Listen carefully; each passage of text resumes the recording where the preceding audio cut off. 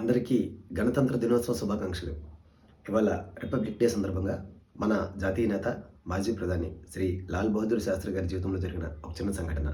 ఒకసారి శాస్త్రి గారి కుమారుడు అనిల్ శాస్త్రి న్యూఢిల్లీలో ఒక ప్రముఖ కాలేజీలో ప్రవేశం కోసం ప్రయత్నిస్తే చివరికి సీటు దొరికింది. తర్వాత ప్రవేశ రుసుము కట్టడానికని ఒక పెద్ద క్యూలో నిల్చున్నాడు. క్యూ చాలా పెద్దగా ఉండడంతో చాలాసేపు నిలబడే ఉన్నాడు. అది సమ్మర్ సీజన్. అనిల్కి చెమటలు పట్టాయి. గొంతు ఎండిపోయింది. నాలుక తడారిపోయింది. ఎంట్రన్స్ ఫీ కట్టడానికి అదే లాస్ట్ డే అని నిర్వాహకులు ప్రకటించడంతో బయటికి వెళ్ళలేకపోయాడు. దురదృష్టవశాత్తు హఠాత్తుగా కళ్ళు తిరిగి కింద పడిపోయాడు. ఒక్కసారిగా అక్కడ టీచర్స్, స్టూడెంట్స్ గుమికూడారు. అనిల్ను అక్కడ లోకల్ హాస్పిటల్కి తీసుకెళ్లారు. కాసేపు అయ్యాక స్పృహలోకి వచ్చాక ఒక టీచర్ తన వివరాలు అడిగారు. మీ అడ్రస్ చెప్తే మీ ఇంటికి కబురు పంపిస్తానన్నారు. అప్పుడు అబ్బాయి నీరసంగా మా నాన్నగారి పేరు Lal Bahadur Shastri, address Motilal Nehru street place 1 అని చెప్పగానే అక్కడున్న వాళ్ళంతా అవాక్కయ్యారు.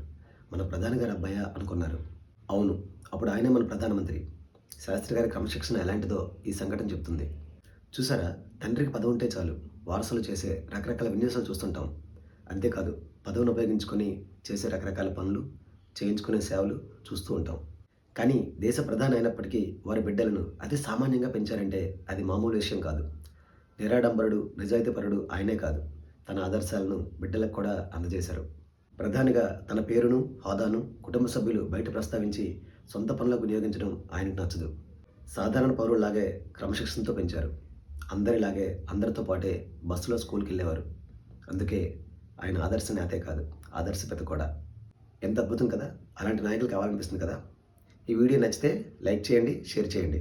మీ అభిప్రాయం కామెంట్ చేయండి. మరిన్ని అద్భుతమైన వీడియోల కోసం నా ఛానల్ సబ్స్క్రైబ్ చేయండి. నీలం టాక్స్ 2025 అని టైప్ చేస్తే నా ఛానల్ కనిపిస్తుంది. మరో మంచి వీడియోలో మళ్ళీ కలుద్దాం.